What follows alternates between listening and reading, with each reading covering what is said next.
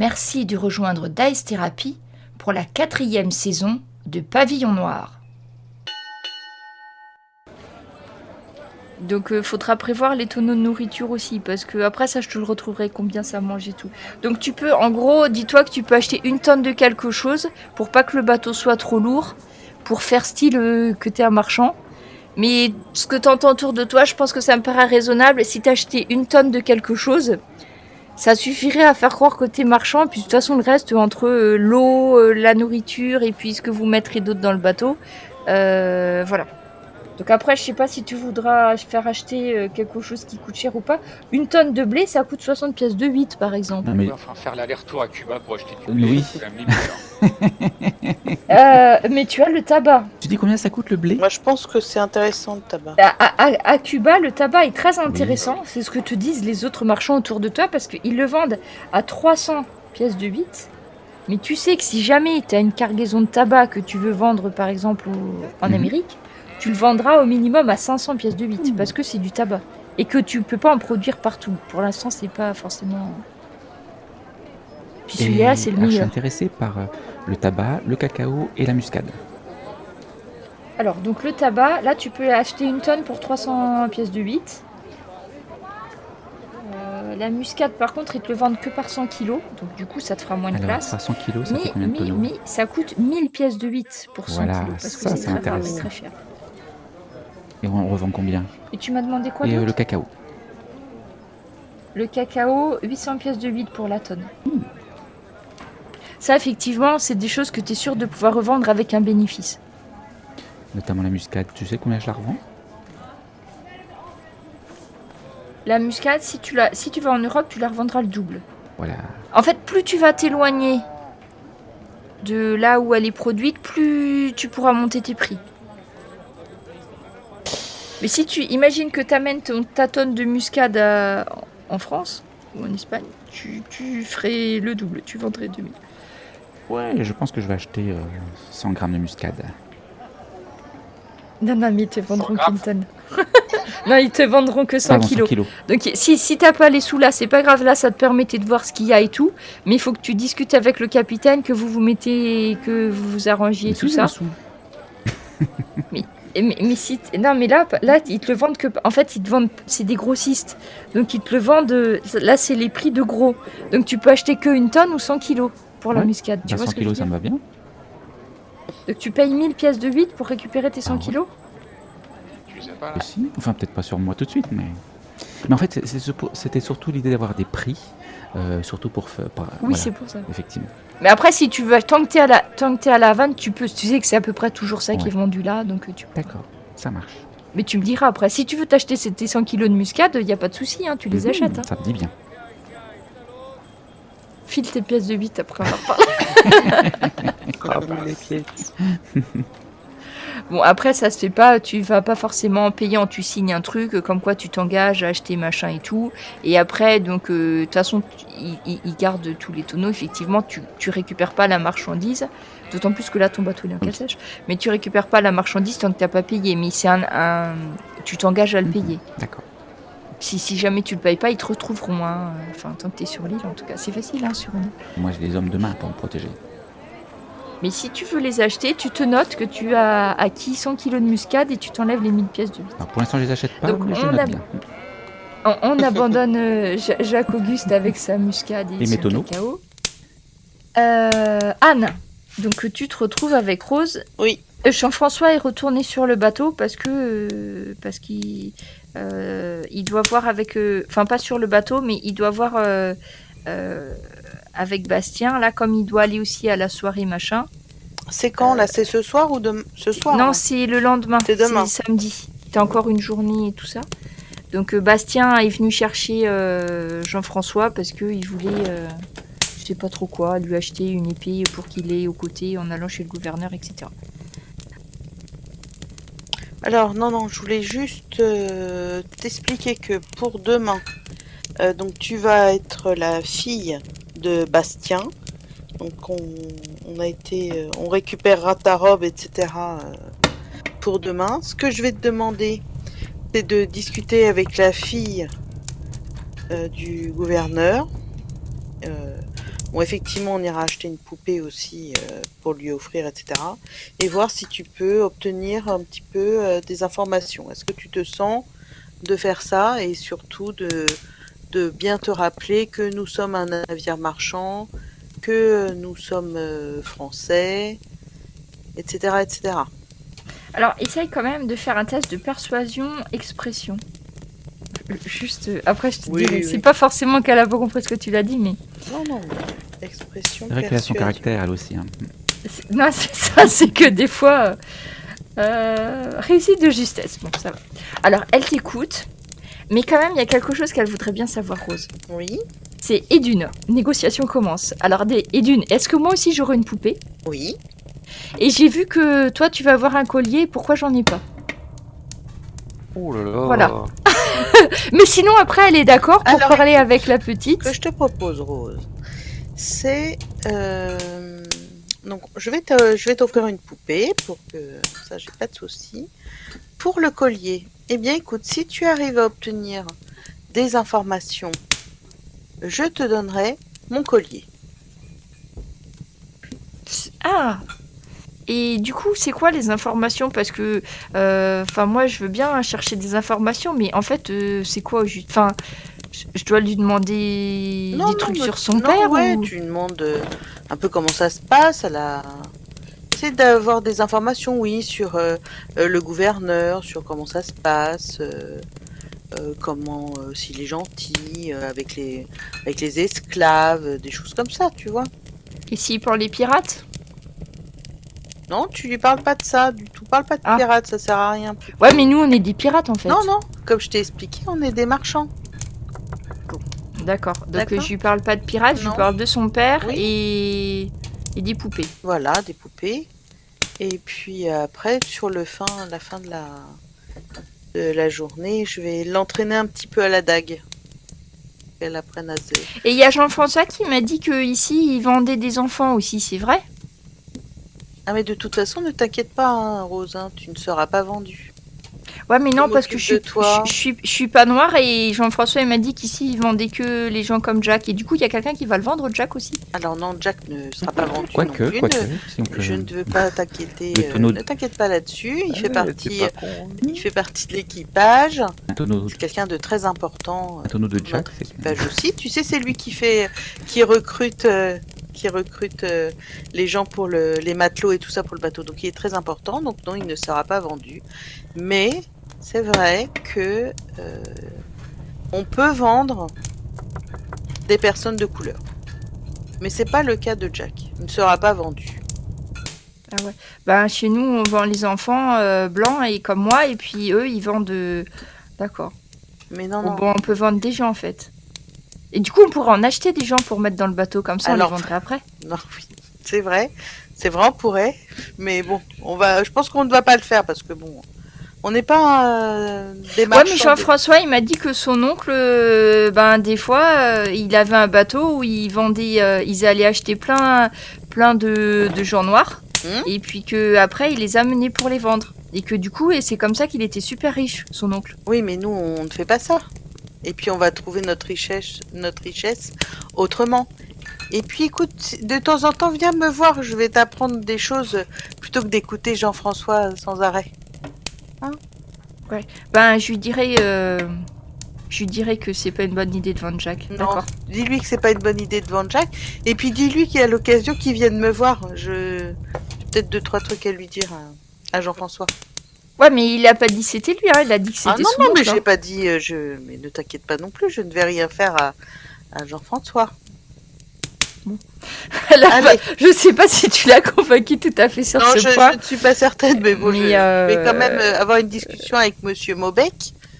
Donc elle va examiner de près ton collier pour voir si voilà. Voilà, mais la condition, c'est d'avoir des informations et je lui donnerai après. Et en attendant, on s'entraîne un petit peu à la dague, je m'entraîne avec elle. Après, elle est pas mal douée hein, pour tout ce genre de choses. Hein. Là, tu vois que elle a pas de soucis. Mais tu vois que cette histoire de gens vendus, quand même, c'est quelque chose qui la travaille un petit peu quand même. Et tu vois que elle a pas tout à fait tout bien compris, mais c'est quand même quelque chose qu'elle a entendu parler et que tu te dis oui. que peut-être il faudra que tu fasses le point avec Jean-François par Oui, exemple je vais et faire, d'autres. je vais faire Et le peut-être point. même qu'il faudra que tu fasses le point avec le capitaine, savoir ce qu'il pense, parce Oui. que elle a dû entendre des choses et que là c'est ressorti. Mais tu te demandes s'il n'y a pas eu, voilà, parce qu'elle a les oreilles qui traînent beaucoup. Hein, comme Oui, ça, non, que- non, mais c'est pour ça. Ok, donc du coup, on laisse Sam s'entraîner à la dague et il nous reste Jack. Alors, Jack, tu vas retrouver sans problème le chemin des indigènes, hein, puisque tu avais tout le campement avec à tuer. Quand tu arrives, tu vois que comme la dernière fois, il y a toujours 2 hommes qui montent la garde et qui te regardent arriver. Il y en a un qui te met la main sur le torse et qui te dit « Tu n'as pas été appelé par le boyer ». Il faut que je lui parle. J'ai eu une vision. Attends ici. Et en fait, il te laisse attendre. Donc, dans le village, comme la dernière fois, tu te souviens, il y avait les femmes qui s'étaient cachées. Là, ça va pas être le cas parce qu'ils t'ont déjà vu. Mais tu vois qu'il reste quand même vachement méfiant. Il est quand même pas encore... voilà. Donc, ils vont te laisser attendre en plein soleil. Et ça tape dur. Ils vont te laisser attendre plus d'une demi-heure. Et puis, tu vas avoir une femme qui va venir et qui va te dire, bah, tu peux me suivre. Je suis en silence. Et ils vont t'emmener dans la hutte, donc tu reconnais tout de suite Hatui, hein, parce qu'il a toujours les brindilles un peu dans les cheveux, il a toujours un petit problème avec ça.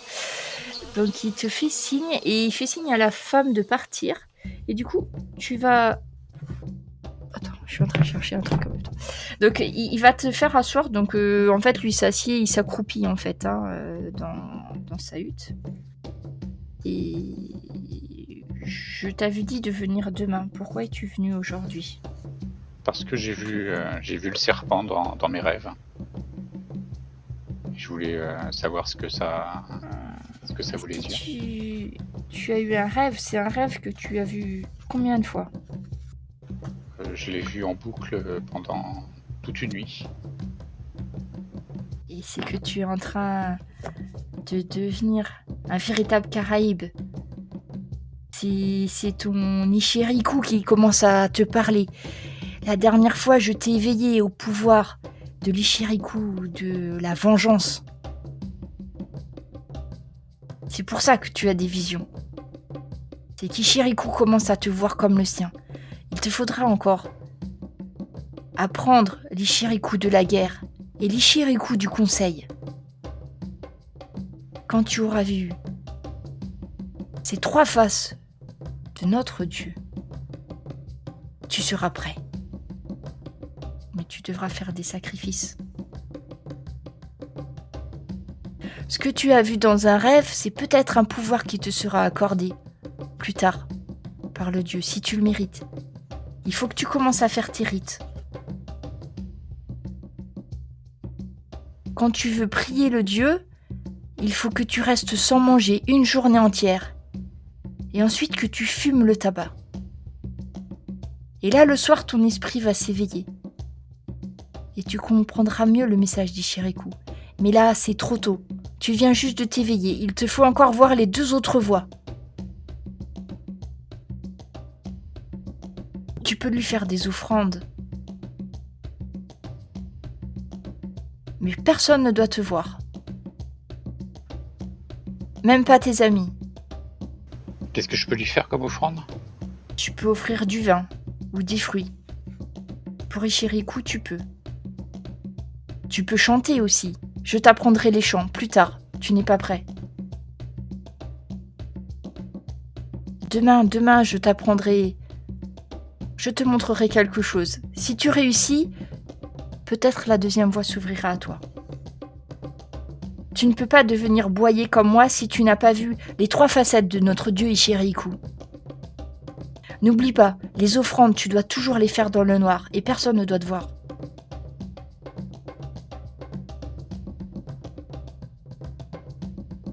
Il te regarde, il prend un espèce de gros cigare fait maison. Et en fait, il va commencer à fumer et puis après, il va te le passer en fait pour fumer. Et du coup, vous êtes dans une toute petite hutte qui a juste un petit trou en fait de fumée. Donc très vite, tu vas être complètement enfumé, on va le dire comme ça, dans la hutte. Et ça va durer 10 minutes. Et pendant ces 10 minutes-là, il va pas parler avec toi. Et tu vois que autour de son cou, il a une horrible figurine. C'est un truc vraiment moche. C'est une espèce de créature toute déformée et toute hideuse en bois qui porte autour du cou. Et comme tu es en face de lui pendant ces 10 minutes, en fait, tu auras l'impression que tu vois que ça, quoi. Dessus. Et lui, il va rester, il va pas prononcer de mots, il va juste se contenter de fumer et te passer à intervalles réguliers le cigare. Ok, bah, je prononce rien non plus.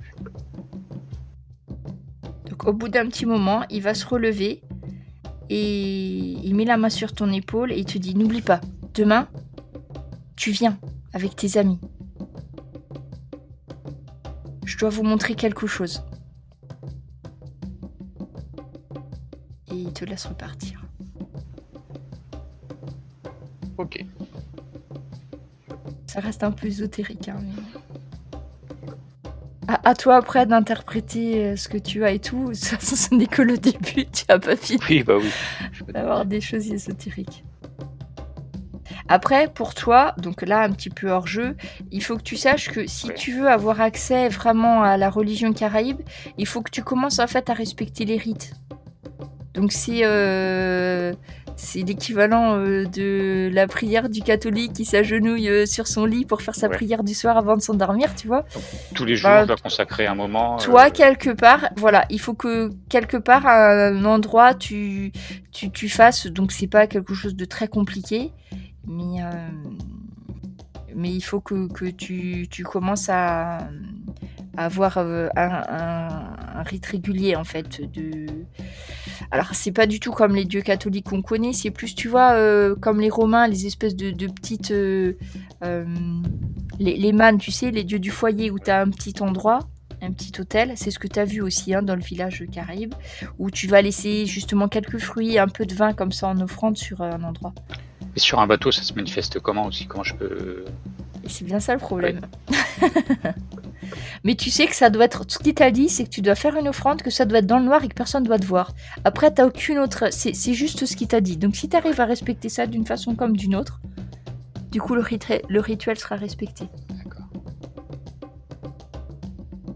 Mais après, je t'en dirai plus au fur et à mesure, de toute façon. Mais de toute façon, comme c'est Hatui qui va t'apprendre un certain nombre de choses. Mais effectivement, tu as 3 voies dans les Ichiriku. Sauf que tu choisis pas. Tu as les 3 voies. D'accord. Mais là, comme toi, c'est une initiation, vu que tu l'as pas choisi au début de personnage, du coup, faut que tu ouvres ces 3 voies-là, en fait. Ce qui t'explique que c'est un peu plus long. Et oui, le côté protection, ça fait aussi la vengeance. C'est très caraïbe. C'est la même voie. Et voilà. Donc on a dit, nous étions le samedi 14 septembre 1715. Le réveil est peut-être difficile pour certains d'entre vous. Vous avez passé une nuit bien arrosée et bien agitée, je crois. Oui. Aïe. Ouais. Ouais. On a bien dormi. Ouais, c'est ça. Alors, le singe a dormi où déjà?